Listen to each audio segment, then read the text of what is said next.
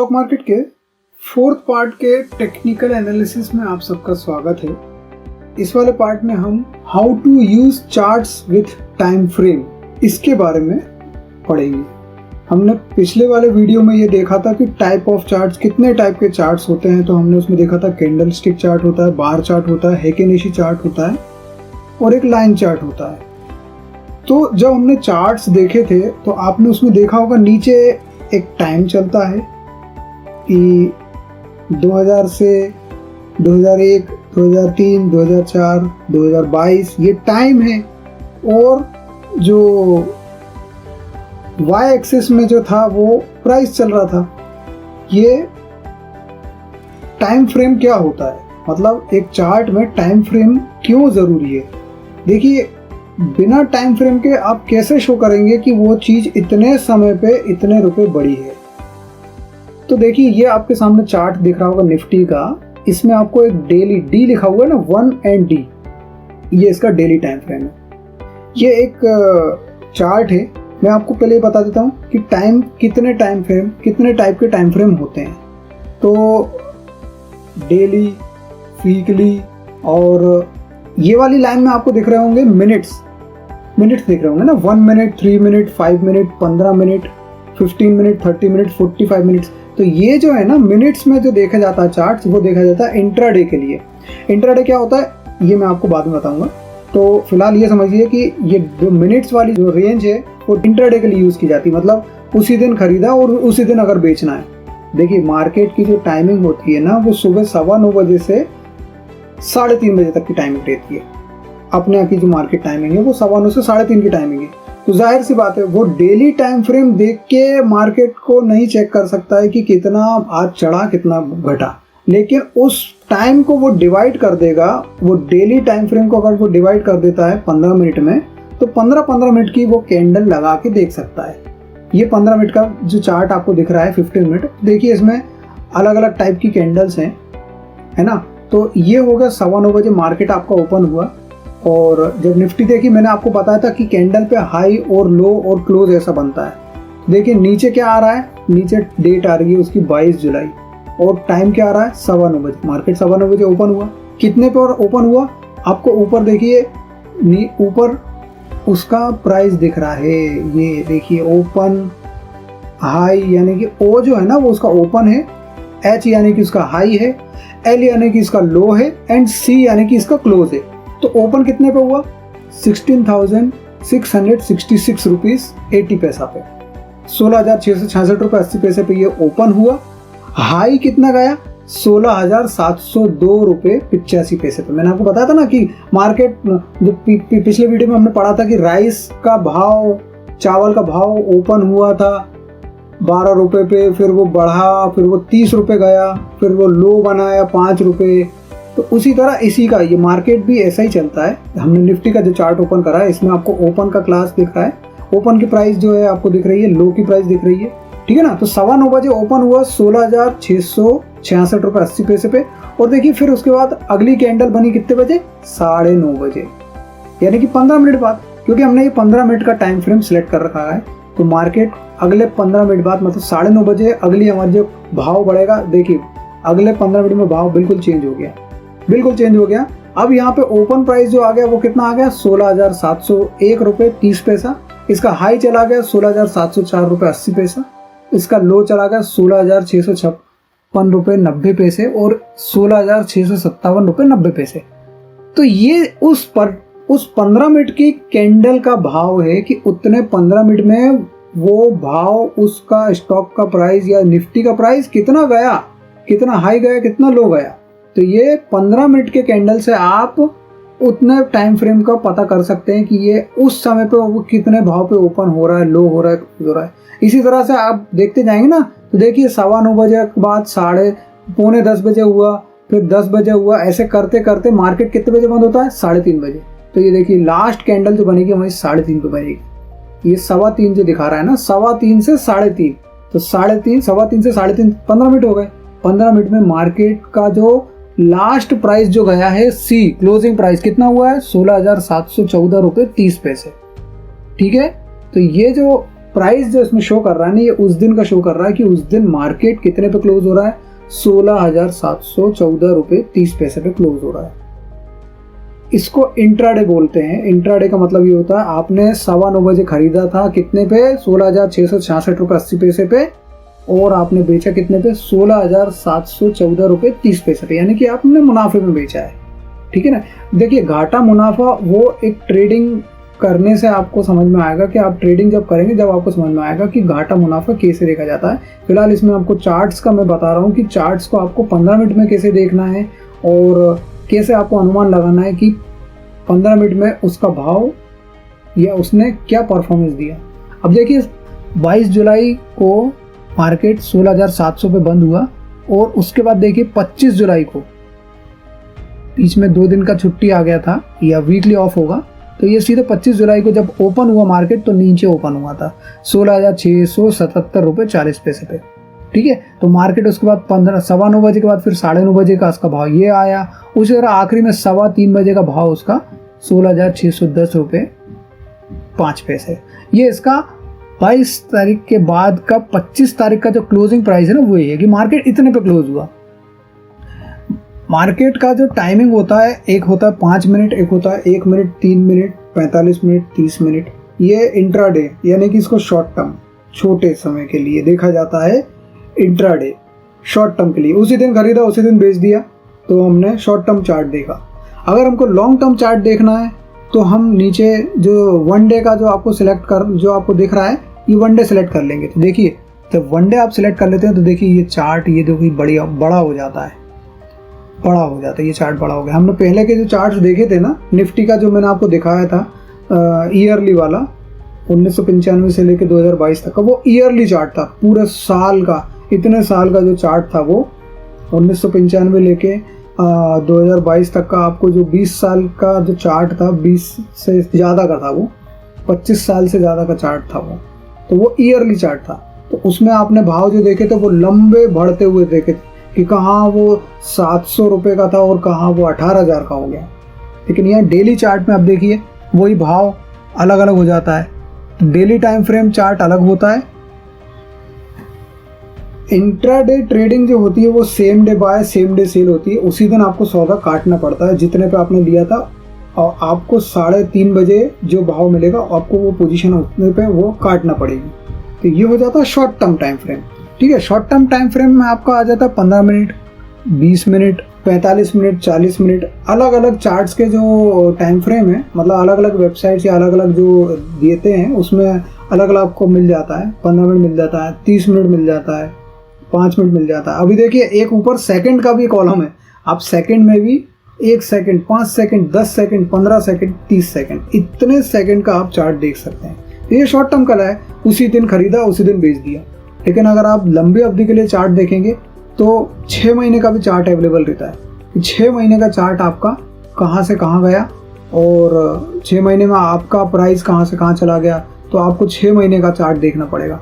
अगर आपको पूरा अगर 1 साल का चार्ट चाहिए तो आपको ईयरली चार्ट लगाना पड़ेगा।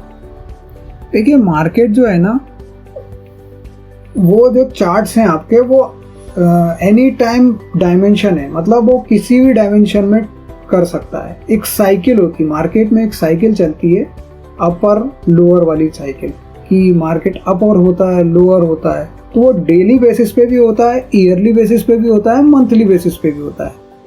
जिन लोगों को इन्वेस्टिंग करना होता है, हमने जो शुरू में आपको समझाया था कि इन्वेस्टिंग यानी कि आप 20 साल का आपने एक पीरियड दे रखा है कि आपने इन्वेस्टिंग करना शुरू करी, वो 20 साल तक आपका पैसा उतना पड़ गया, तो वो 20 साल का अवधि थी, 20 ईयर्स। तो 20 ईयर्स के लिए आपने क्या देखा था, ईयरली चार्ट देखा था कि मेरा मार्केट का भाव कहाँ से कहाँ पहुँच गया ईयरली में, तो इसलिए मेरा पैसा जो है वहाँ से वहाँ बढ़ जाएगा। आप उसको लॉन्गर रेंज के लिए अगर देखेंगे तो 5 to 10 ईयर्स देख सकते हैं। वीकली चार्ट जो देखा जाता है, वीकली चार्ट्स भी होता है इसमें, तो वीकली चार्ट होता है 1 साल के लिए, मतलब 1 साल से 6 महीने की अवधि के लिए अगर देखना है तो आप वीकली चार्ट में देख सकते हैं। उसके बाद आप मंथली चार्ट देखते हैं कि 1 साल से 2 साल का अगर आपको अवधि रखना है कि, तो आप मंथली चार्ट देख सकते हैं। ठीक है ना। और शॉर्ट टर्म चार्ट का मैंने आपको बताया कि डे ट्रेडिंग के हिसाब से देखा जाता है, वो इंट्राडे चार्ट्स उसमें यूजफुल रहते हैं, मतलब इंट्राडे के हिसाब से 5 मिनट, 1 मिनट, 15 मिनट ना, whatever you want to plot the charts. Daily ज़्यादातर क्या रहता है, मोस्टली जो है डेली चार्ट ही प्लॉट किया जाता है मार्केट में।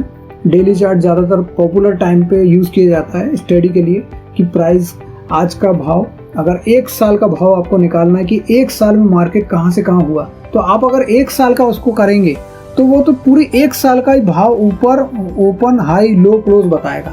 लेकिन अगर आपको आप डेली इसको करते हैं, मतलब डेली टाइम फ्रेम पे सिलेक्ट कर देंगे, तो डेली टाइम फ्रेम पे सिलेक्ट करने पे क्या आ जाएगा, आप यहाँ पे देखेंगे कि अगर आज आपका भाव 25 जुलाई 2022 को जो भाव था 16,631 रुपये पे क्लोज हुआ था, तो 25 जुलाई 2022 के बाद आपने 25 जुलाई 2021 पे अगर आप देखेंगे तो आपको भाव क्या दिखेगा, ये देखिए 25 जुलाई 2021 को भाव क्या था, 15,860 पे वो क्लोज हुआ था। तो ये आपने कैसे वैल्यू निकाला कि 15,860 से लेके 16,631, एक साल में ये मार्केट ने इतना प्राइस बढ़ा है, 15,860 से सीधे 16,631 तक गया है। बीच में 18,000 भी गया था, आपने देखा है, ये 18,000 गया था आपका, कितनी तारीख को गया था, अब इस पर आप कर्सर ले जाएंगे तो नीचे दिखा देगा 18 अक्टूबर को ये 18,543 तक गया था, 18 अक्टूबर को, ठीक है ना। ये मार्केट की प्राइस होती है, निफ्टी की प्राइस है ये 18,000, 16,000, तो ये अभी क्या रेंज में चल रहा है, 16,000 की रेंज में चल रहा है। अगर मार्केट ऊपर जाता है तो 18,000 तक जाएगा, 18,500 जाएगा, और मार्केट अगर नीचे जाता है तो इसको नीचे कहाँ तक जगह, नीचे इसका रेंज क्या, जो अगर आप 2021 के रेंज देखेंगे तो 2021 में इसकी रेंज क्या आई थी, 15,500, 15,000 तक ही गया था, तो नीचे इसको रेंज वो वाली रेंज मिल जाती है। मतलब एक ये ट्रेंड में चलता है, मैंने आपको ट्रेंड का बताया था कि एक ट्रेंड में जो चलता है वो ये वाली ट्रेंड देखा जाता है। तो ठीक है, मार्केट का अगर आपको टाइम फ्रेम से देखना है तो आपको उसका डेली और वीकली और मंथली ये आपको मालूम होना चाहिए कि आप कितने टाइम फ्रेम पे देख रहे हैं। आपको अगर डेली पे देखना है तो आपको डेली ही लगाना पड़ेगा। अगर आपको इंट्राडे देखना है कि आपको उसी दिन खरीदना है उसी दिन बेचना है तो आपको 15 मिनट ही लगाना पड़ेगा। आप डेली में उसको डेली का चार्ट लगा के एनालिसिस नहीं कर पाएंगे, मतलब आपका एनालिसिस गलत हो सकता है। तो ये होता है चार्ट्स के टाइम फ्रेम। अब देखिए, आपको इसी में एक चीज़ हम बताते हैं कि टाइम फ्रेम का यूज़ करके आप कैसे ये अनुमान लगा सकते हैं कि मार्केट कहाँ से कहाँ तक जा सकता है। जैसे ये डेली चार्ट है, मैंने आपको बताया है कि इसका आप यहाँ पे 21 जनवरी को देखेंगे, जनवरी के आसपास ये मार्केट जो गया था 15,150 था, ठीक है, 15,150 पे ये मार्केट यहाँ था। उसके बाद देखिए 25 मई 2021 को, एक साल पहले भी 15,300 से ये मार्केट ऊपर भागा था। तो इसका ये मतलब है कि यहाँ पे क्या हो रहा है, 15,000 के आसपास क्या हो रहा है, बाय हो रहा है, बाय किया जा रहा है, उसको खरीदा जा रहा है कि भैया अब इसका भाव बढ़ाया जाएगा। तो यहाँ पे इसको क्या बोला जाता है, इसको बोला जाता है डिमांड, कि डिमांड बढ़ रही है। यहाँ पे चावल की अगर डिमांड बढ़ती है, खाने वाले ज़्यादा आ जाते हैं, बिक्री होने लगती है, तो इसको बोलते हैं डिमांड। तो जब डिमांड बढ़ती है तो सप्लाई भी बढ़ाई जाती है, तो ये हो जाता है यहाँ पे डिमांड। ये जो नीचे आपको रेंज दिख रही है 31 मई 2021 से 15,500 की रेंज है, और आज 21 जून 2022 तक वापस वो मार्केट जो है 15,500 से घुमा है, 15,150 से घुमा है। तो यानी कि वो उस डिमांड पे गया है, उस प्राइस से उसकी डिमांड बढ़ी है।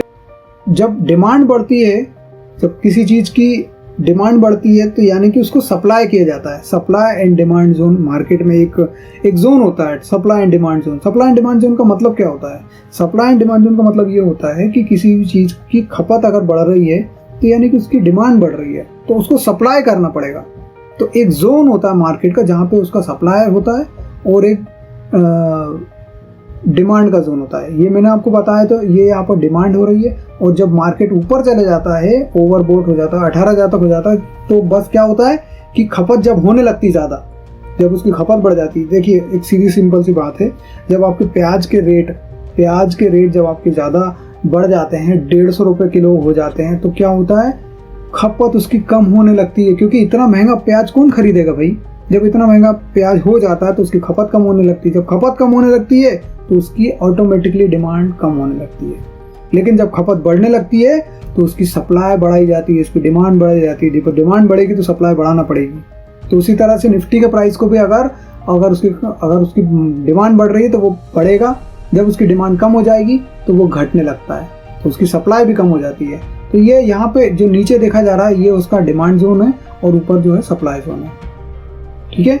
और इसी को हम बोलते हैं सपोर्ट और रेजिस्टेंस। सपोर्ट यानी कि सपोर्ट का मतलब ये होता है, सपोर्ट को अगर आप एक बेसिक भाषा में बोले तो क्या होता है सपोर्ट का मतलब क्या होता है कि उसने एक किसी चीज़ को सपोर्ट देना। अगर कोई चीज़ गिर रही है तो उसको सपोर्ट देने का काम दिया। अगर उसके नीचे कोई चीज़ रख दी जाती है, कोई चीज़ अगर गिर रही है, अगर कोई मकान आपका गिर रहा है या कोई चीज़ अगर गिरती है तो उसके नीचे एक सपोर्ट दिया जाता है, उसको बोलते हैं कि सपोर्ट दे देते हैं ताकि वो चीज़ ना गिरे।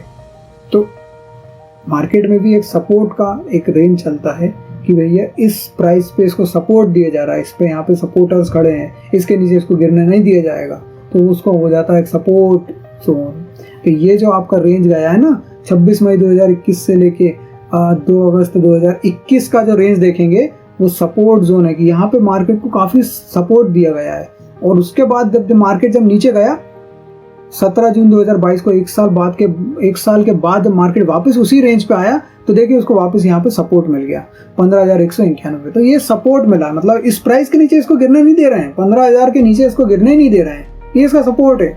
और रेजिस्टेंस इसका उल्टा होता है कि जब मार्केट ओवर निकल जाता है 18,500 तक चला जाता है तो वो एक रेजिस्टेंस एरिया में है कि इससे ऊपर यहाँ पे इसके ऊपर अभी नहीं जाने दे रहे हैं। यहाँ पे लोग बेच रहे हैं, बेचने के लिए खड़े हुए हैं कि भैया प्याज का भाव 150 रुपये हो गया है, अब 150 से ज़्यादा हम नहीं जाने देंगे, हमको बहुत महंगा पड़ रहा है। तो ये रेजिस्टेंस उसका प्राइस हो गया 150 रुपये और उसका सपोर्ट कितना हो गया 20 रुपये किलो। तो 20 रुपये में खरीदेंगे लोग बाग और 150 रुपये में बेचेंगे। ये हो जाता है supply and demand zone, support and resistance. तो आप सबको क्लियर हो गया होगा कि सपोर्ट और डिमांड ये जो होते हैं, ये वर्ड्स जो होते हैं ये मार्केट में यूज़ किए जाते हैं। जब मार्केट काम करता है, जब मार्केट में ट्रेडिंग या इन्वेस्टिंग किया जाता है तो ये देखा जाता है किसी भी स्टॉक का सपोर्ट कहाँ पे है, उसकी डिमांड कहाँ पे, उसकी सप्लाई कहाँ पे।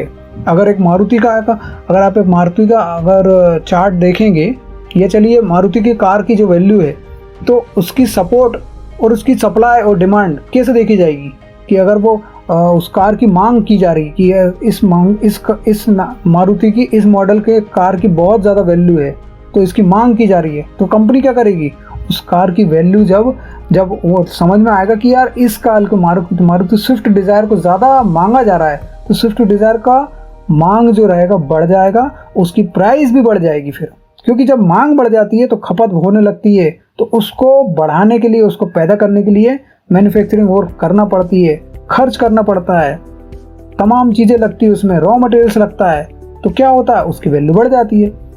और जब उसका वैल्यू कब कम होती है, जब वो ओवर बॉट हो जाता है, मतलब पूरी तरह से बिक जाता है, लोगों के पास पहुंच जाता है, उसके बाद फिर जब कोई खरीदार ही नहीं बचता है कि अब नहीं खरीदना है तो उसकी डिमांड कम होने लगती है, यानी कि वो रेजिस्टेंस एरिया पे जाता है।